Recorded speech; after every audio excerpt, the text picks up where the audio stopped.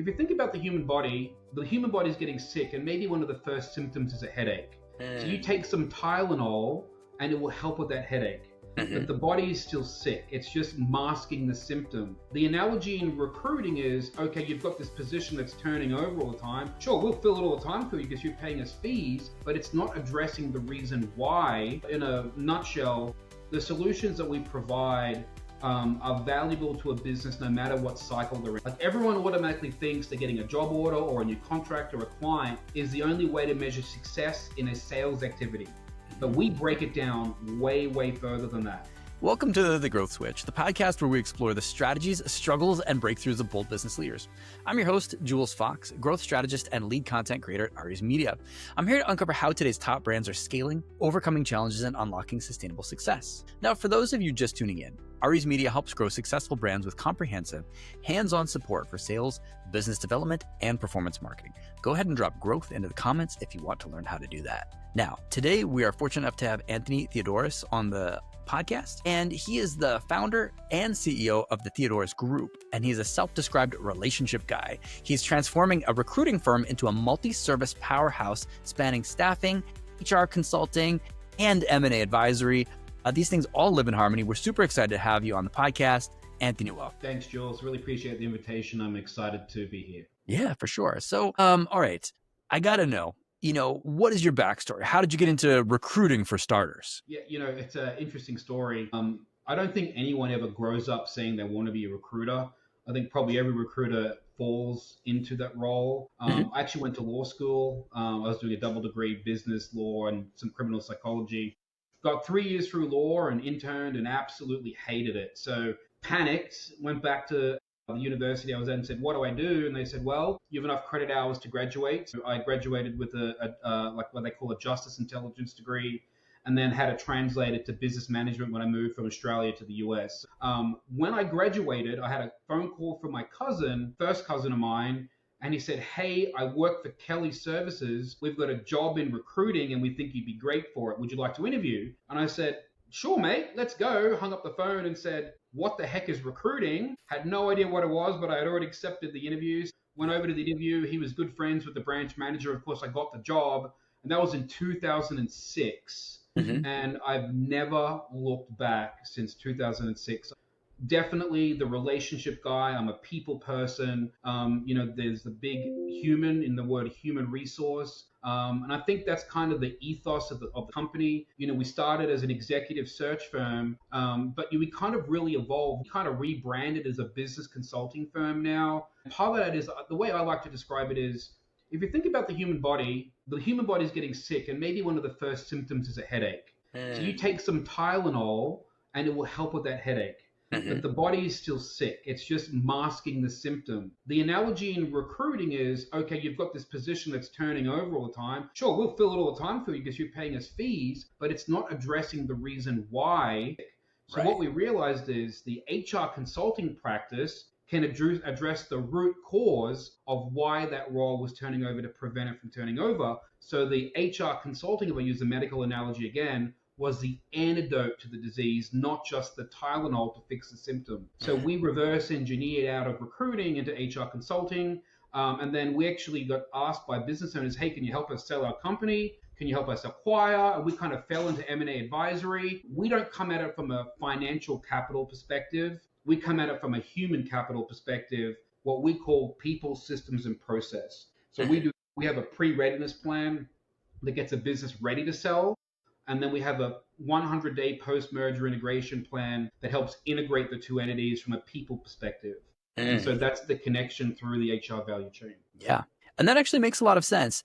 And it sounds like it's something that's of deep value and also integrity, because this is much more holistic. When you talk in terms of terms, it's also because you're helping fix the actual problem versus just, here's another Band-Aid. That'll be $20,000. Exactly. Yes. And quite often, actually, a measure of our success is when we're not refilling the same role over and over, because we've addressed the root cause and then our recruiting team has found the right fit. And so I think these customers look at us as a long-term solution, a relationship solution, not just a single transaction solution.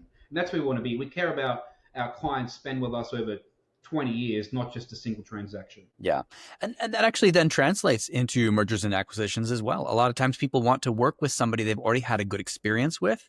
They want to work somebody who help them build that company. If you help them get the team, a lot of times when a person's selling a company, a big part of that company sale is the team. Yes, especially like an asset purchase or a stock purchase. Mm-hmm. So I can give you one example of a client that we work with. It was actually a referral from a CPA firm partner of ours. It was a construction company and they were going through a sale. They were selling to a larger construction company. And during the due diligence phase, they discovered that half the workforce was there illegally. They weren't properly onboarded and I-9 expressed. Of course, the transaction fell apart, serious problem. So with our pre-readiness plan and that M&A you were just talking about, we would have discovered it. We actually call it pre-due diligence. We would have discovered that before the due diligence even started, because of our pre-readiness plan. We would have allowed that transaction to continue. So just one example of how the people part of a transaction is so critical to the overall scope and the overall strategic value in acquiring that company. Yeah. Now, how has your background in sales helped with this relational thing? Because people a lot of times don't think of sales as relational. They think of it as transactional, whereas what you're doing is more transformational. So that's a great question. I think that sales is like a 4-letter word to a lot of people. I mean, it really is a 4-letter word, but a different 4-letter word. Yeah. But I think that, there's always this stigma of, you're a used car salesman, you're trying to sell me something, all you care about is your fee. But I think that those are not the relationships that we're developing. And I think that because of the way we're structured and we're really addressing root cause, they see us as a long-term partner. And we have cycles. We will grow with a client up to a point where our consulting team is actually out of the business because we've solved the problems for them and now it's organic, they can grow and it kind of rolls like a snowball effect. Mm-hmm. So, to your question, I think that ultimately we want to please our clients and do a great job. And I think that's part of the sales aspect. But I think when you're passionate about what you do, you're not really selling. I think you're problem solving. And I think that's the biggest difference between the two. Yeah. Yeah, and that is a big difference for sure. So how has this shifted? You've shifted your own company in response to what do my people actually need, right? But how do you see the industry as a whole shifting over time? We've had a lot of unique situations recently with the last couple of years, AI jumping onto the scene with these uncertain markets and, Yeah. So I think a couple of things. I think technology is a big one. I think the political climate is a big one. Probably some of the big concerns that we're hearing from our clients are probably twofold. One is, how conservative are we going to be with ICE, right? What, literally one of the I wouldn't say podcast, but one of the trainings we hold with our clients, like webinars, is what do you do when ICE knocks on your door, right? That's a big trending topic. Another one is tariffs. Like, how are these tariffs going to affect us? So in a nutshell, the solutions that we provide are valuable to a business no matter what cycle they're in, whether in major growth mode, whether they're downsizing, or whether they're going through a sale. We have a solution for any one of those client life cycles. And so we built it to be valuable to an owner or an investor to really help guide them through whatever part of that life cycle they're in. And that's how we've evolved as well. We needed to build services that were industry agnostic, but also worked when the economy's up or down, whether the political climate was charged or not. We needed to build something that was scalable, but also provided value no matter what was happening in the business. Yeah. Yeah. And that makes sense. That sounds very, very comprehensive. So, you have the holistic solution, you have the comprehensive solution. So what is it that draws clients to you? What is this ideal fit where they have a need, you have a solution? Yeah, great question. I actually think a lot of our clients come from referrals.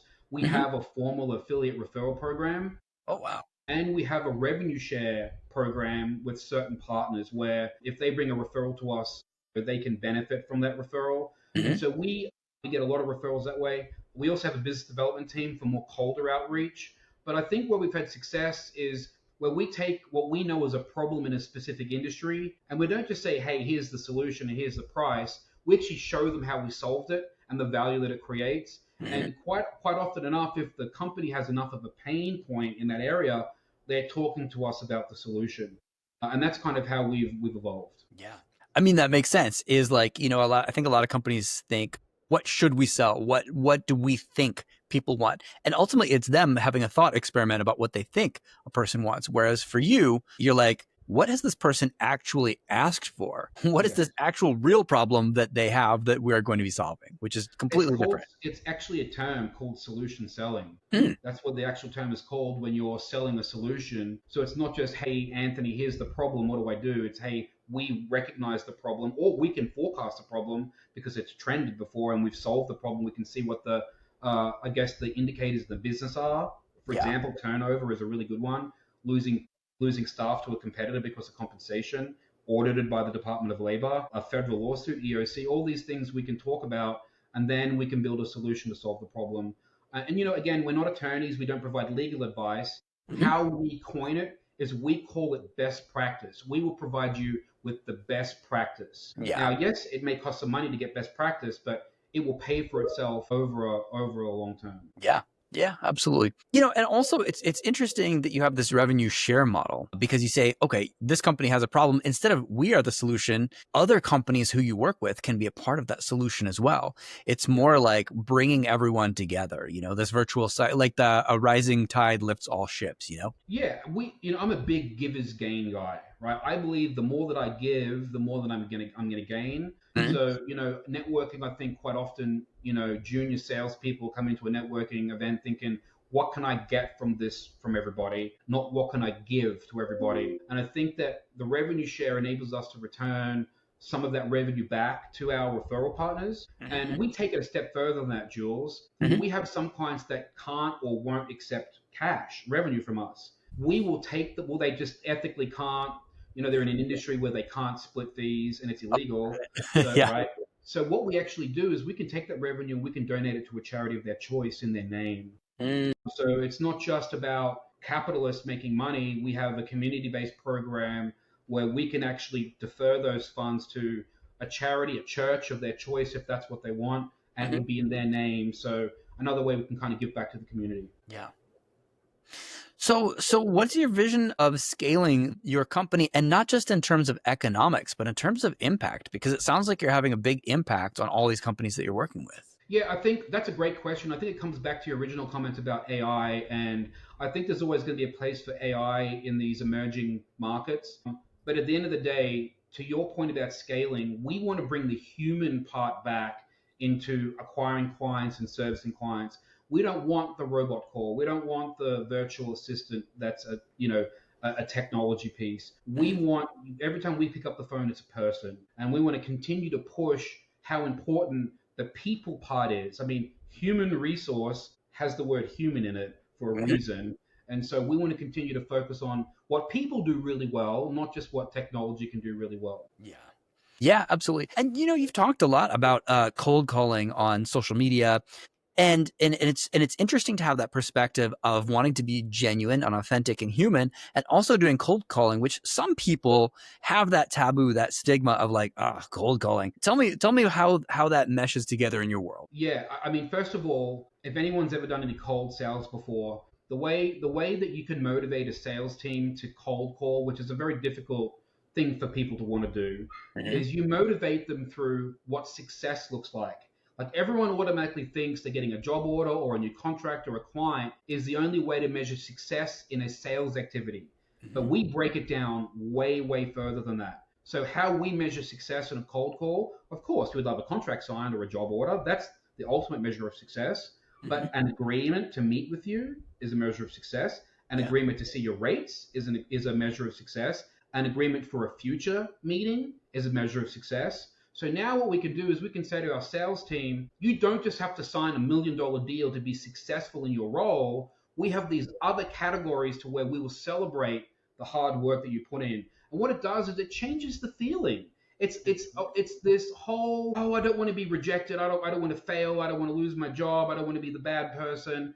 But when you have multiple ways where a piece of sales activity can be successful, it reduces the frustration and the not willingness to make that extra phone call or to send that extra email.